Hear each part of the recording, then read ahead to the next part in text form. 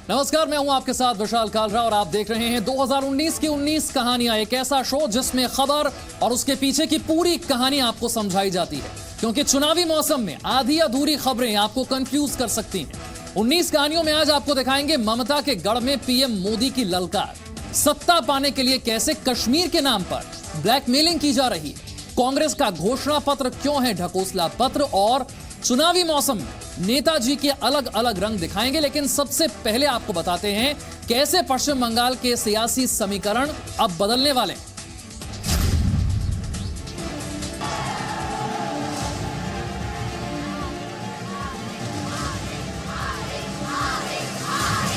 भारत माता की।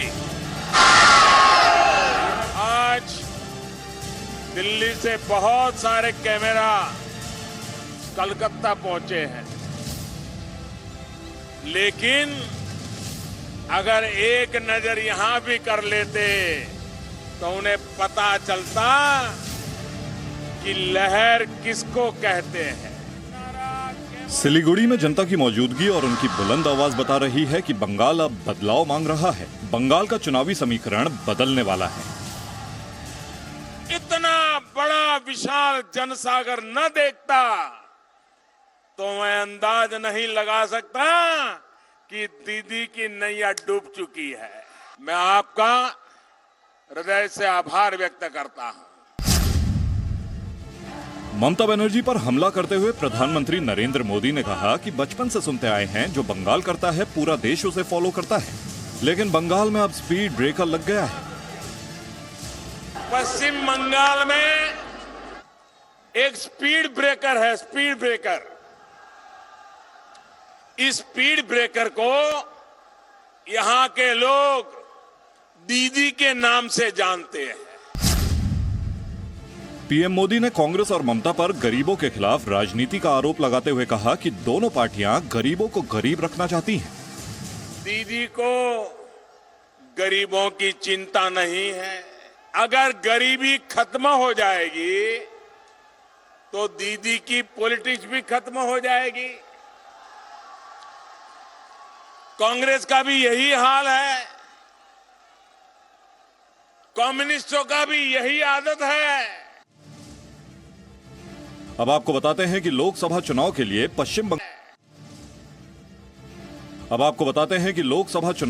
पश्चिम बंगाल इतना महत्वपूर्ण क्यों है। पश्चिम बंगाल में कुल 42 लोकसभा सीटें हैं। 2014 में हुए लोकसभा चुनाव में बीजेपी 2, कांग्रेस 4 और तृणमूल कांग्रेस 34 सीटों पर विजयी रही थी। इस बार बीजेपी पश्चिम बंगाल में मिशन 23 पर काम कर रही है। पश्चिम बंगाल में पीएम मोदी की रैली से एक रात पहले बाकुंडा में बीजेपी समर्थकों के ऊपर हमला हुआ। ये सभी बीजेपी समर्थक कोलकाता के ब्रिगेड ग्राउंड में प्रधानमंत्री की सभा में हिस्सा लेने जा रहे थे।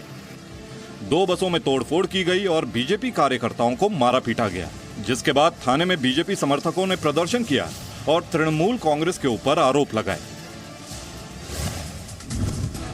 प्रधानमंत्री मोदी आज अरुणाचल प्रदेश के पासी घाट में चुनाव प्रचार में पहुंचे, जहां उन्होंने कांग्रेस के घोषणा पत्र को ढकोसला पत्र बताया। साथ में कहा, कांग्रेस का हाथ देशद्रोहियों के साथ। कांग्रेस के घोषणा पत्र पर विवाद बढ़ता जा रहा है। कांग्रेस के घोषणा पत्र पर राष्ट्र विरोधी होने के आरोप भी लग रहे हैं। इस बीच प्रधानमंत्री मोदी ने कांग्रेस के घोषणा पत्र को ढकोसला बताया।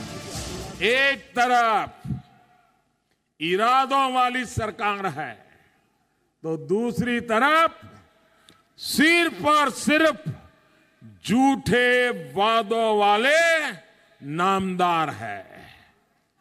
इन लोगों की तरह ही इनका घोषणा पत्र भी भ्रष्ट होता है। उसे घोषणा पत्र नहीं, ढकोसला पत्र कहना चाहिए। जेएनयू में देश विरोधी नारों को सुनकर आज भी आपका खून खौल जाता होगा, लेकिन कांग्रेस के लिए सत्ता से बढ़कर कुछ भी नहीं।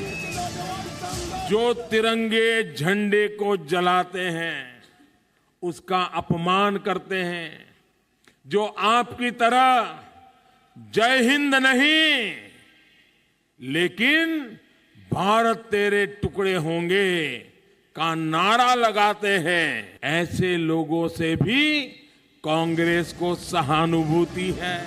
अब आपको कांग्रेस के इस घोषणा पत्र के पीछे की कहानी बताते हैं। दरअसल कांग्रेस सत्ता में वापस आने के लिए कुछ भी करने के लिए तैयार है। कांग्रेस देश के मान को भी दांव पर लगाने में पीछे नहीं है।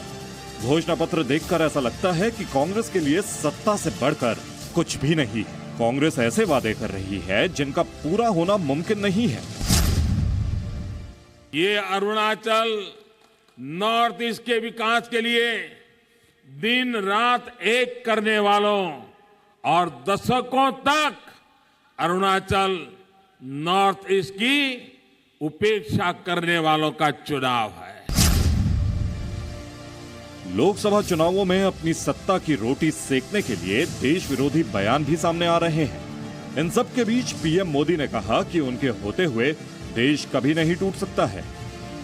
जब तक ये चौकीदार हैं, तब तक देश को तोड़ने के बारे में सोचने वालों को 100 बार सोचना पड़ेगा। 60 वर्ष भी देखे और चौकीदार के 60 महीने भी देखे। इस बार लोकसभा चुनाव में कश्मीर सबसे बड़ा मुद्दा बनता जा रहा है। पहले जम्मू कश्मीर में अलग पीएम की मांग की जाती है और अब कश्मीर को तोड़ने के नाम पर ब्लैकमेलिंग की जा रही है।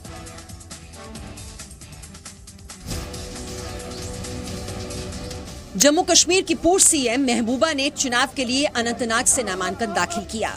वहीं अनुच्छेद 370 पर महबूबा मुफ्ती ने देश को तोड़ने की धमकी दे दी है।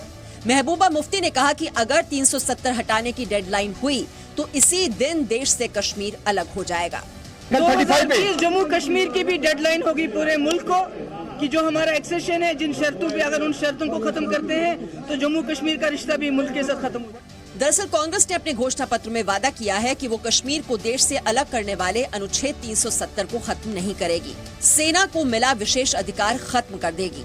लेकिन बीजेपी अध्यक्ष अमित शाह ने जी न्यूज की कॉन्क्लेव में इस बात के संकेत दिए हैं कि 2020 में जम्मू कश्मीर के इस कलंक को भी धो दिया जाएगा। जहां तक 35 का सवाल है, राज्यसभा में कहां हम अटके हैं आपको मालूम ही है। 2020 में राज्यसभा का भी मानचित्र बदलेगा। पूर्व सीएम उमर और फारूक ने भी महबूबा के सुर में सुर मिलाया।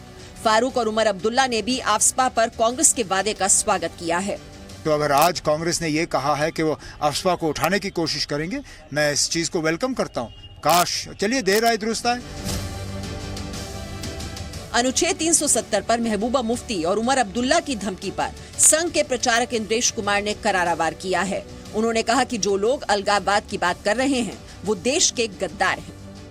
मुफ्ती महबूबा ने, उमर अब्दुल्ला ने बता दिया है कि वो हिंदुस्तानी नहीं है, वह हिंदुस्तान के गद्दार हैं। कांग्रेस अध्यक्ष राहुल गांधी के बेहद खास हैं गुलाम नबी आजाद, लेकिन इन पर पाकिस्तान परस्ती का ऐसा नशा चढ़ा है कि ये सेना तो सेना जम्मू कश्मीर की पुलिस को भी कश्मीरियों का दुश्मन बताते हैं। ये कभी कभी हम सिर्फ फौज को ही गालियां देते हैं, लेकिन जो मैंने कब्रें खोदी, लोग निकाले, जो पाकिस्तान के ट्रेंड नहीं थे, वो हमारी अपनी कश्मीर के पुलिस थे।